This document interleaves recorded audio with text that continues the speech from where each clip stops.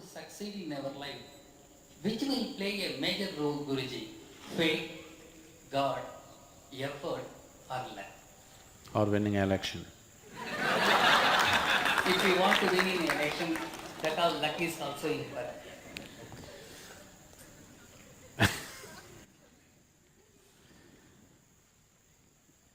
Faith, God, luck, effort. Maybe all of them. But in what proportion? So when you say faith, obviously it's something that you cannot do anything about. When you say luck, again obviously it's something that you cannot do anything about. When you say God, again it's something that you cannot do anything about. So only thing that's in your hands is effort. So put your 100% into your effort, what happens, happens, isn't it? So don't leave proportions of your energy and your capability to luck, God, fate, all these things. That's not your business. If there is such a thing, it will act. Your business is only effort, isn't it? Just do that.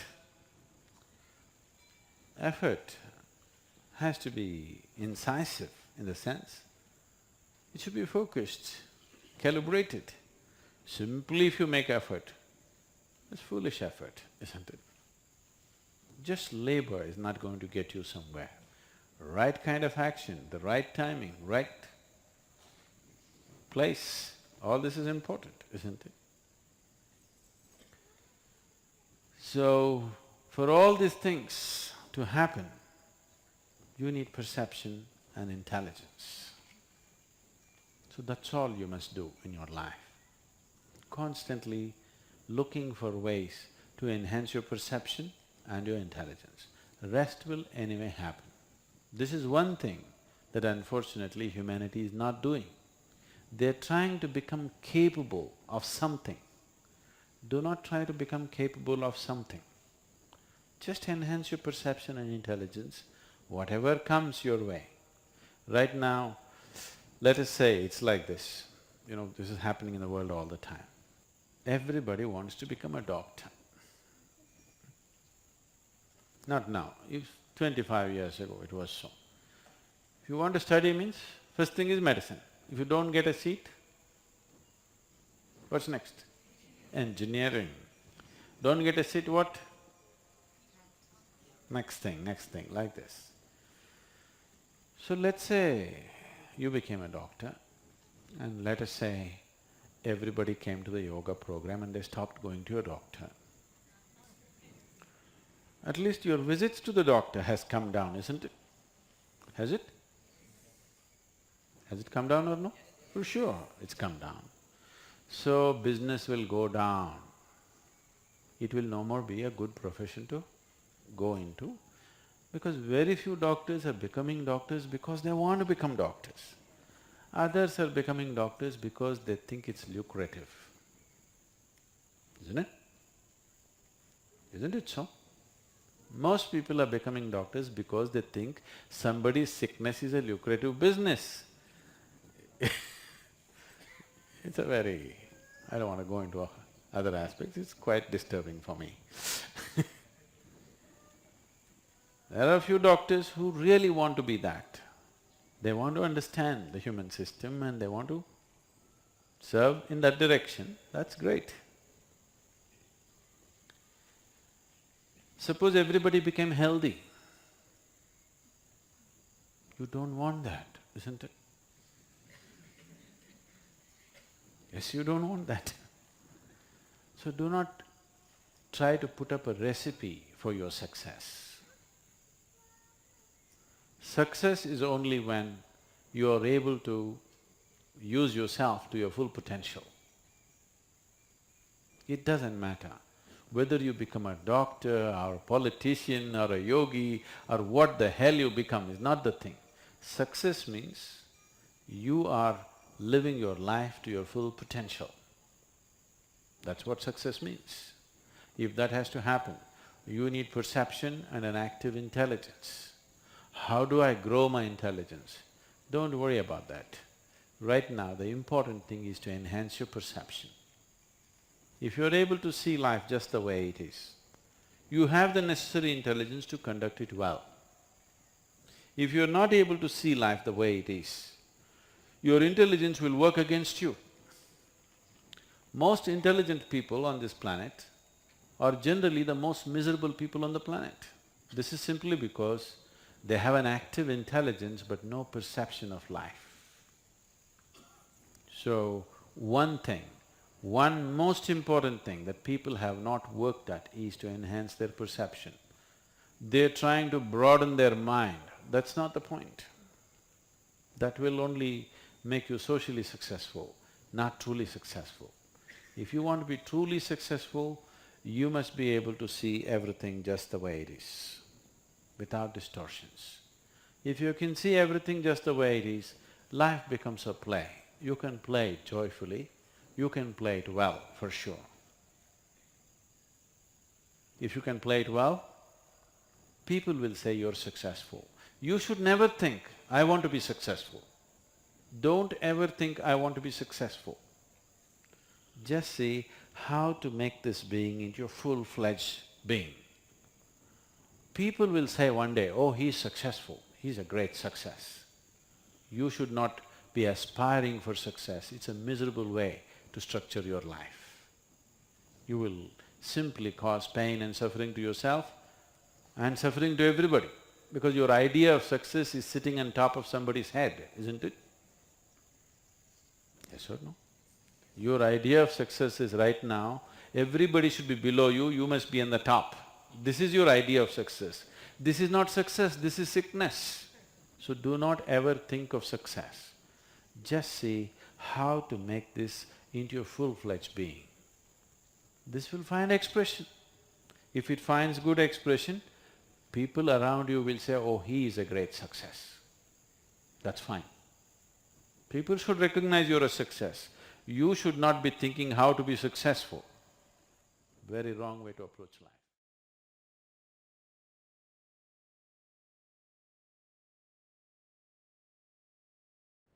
Sir, I'm a skeptic. Sir, you about this fact that we should enhance our competence. So how do you start this process? So, what are you skeptical about? You don't believe competence will work in this world, is it? Corruption is also a certain kind of competence, anyway. That was supposed to be a joke. Huh? That was supposed to be a joke. Okay, that's supposed to be a joke. So, now, how do I enhance my competence? See, let's say you want to run on the field, let's say you want to run a race, you want to run 100 meters. It is not running that you have to work on right now, you have to work on your legs and lungs and muscle and everything, isn't it so?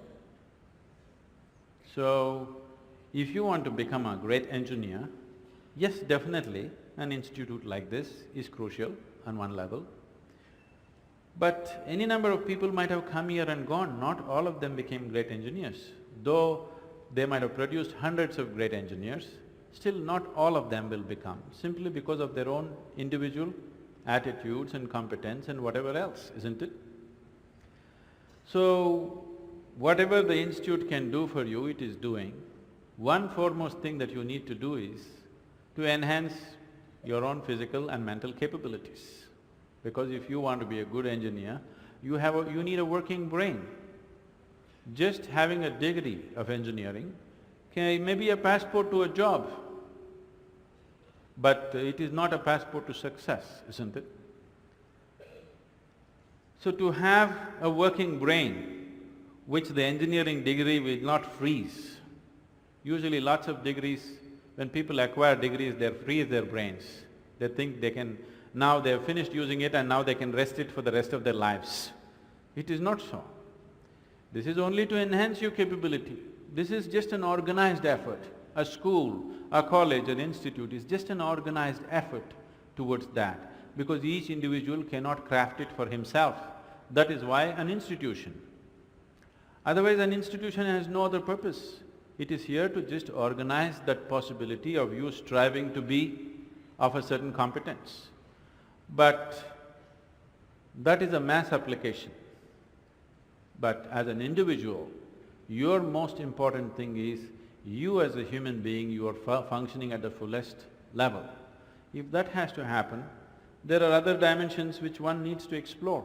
Unfortunately, though these sciences and technologies for inner well-being have been the mainstay of this culture for thousands of years, today we are largely losing it for various reasons because we want to imitate somebody else. We don't want to imitate our grandfather Topiwala anymore.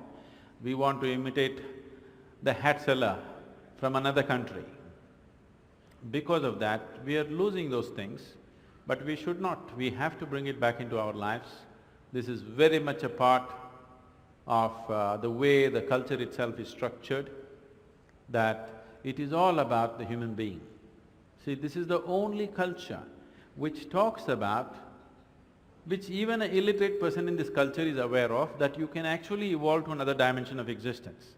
Even if I go into a village and talk to an illiterate peasant who has not read anything, who doesn't know anything, who's not heard any of this stuff, even to him if I go, he will not ask me, give me a golden horse or something. He'll say, "Enakku mukti venum Swami." He's saying he wants ultimate liberation. Where did this fellow get this? Nowhere else on the planet this is possible.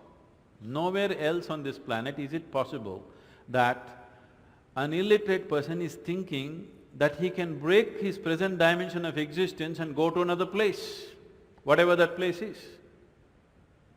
So, this was bred into our culture so deep, we should not lose it. It was not just the idea, there are technologies to become free. If you became free from the process of your body and the process of your mind, if you can sit outside of it and work it, you would work it brilliantly, do you understand? You would be able to use this body and use this mind only when you are able to not treat it as myself. These are powerful instruments in your life. These instruments can be employed the way you want it, only when you have an outside access to it. Right now, you are a phenomenal computer, but you don't know where the keyboard is. When you can't think, you scratch this spot, that's not where it is. Do you see people? When they cannot think, they're thinking hard, they scratch here. It doesn't work like that. There are proper steps that one can take. It could be offered here if everybody is willing for that.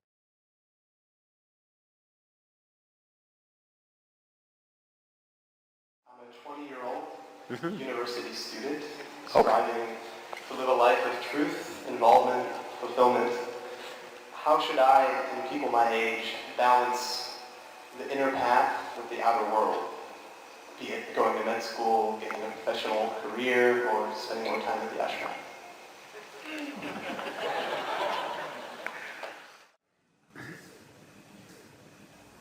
See, all of us have to live in this universe. No choice about it right now. But university is a choice. And that's why you're asking this question. How much time? Education is of value to do certain things. But what should we be doing as individual human beings, as a generation of people? What should we be doing in our lives? What I would say is, as a young man, I want to open your eyes and look at the world.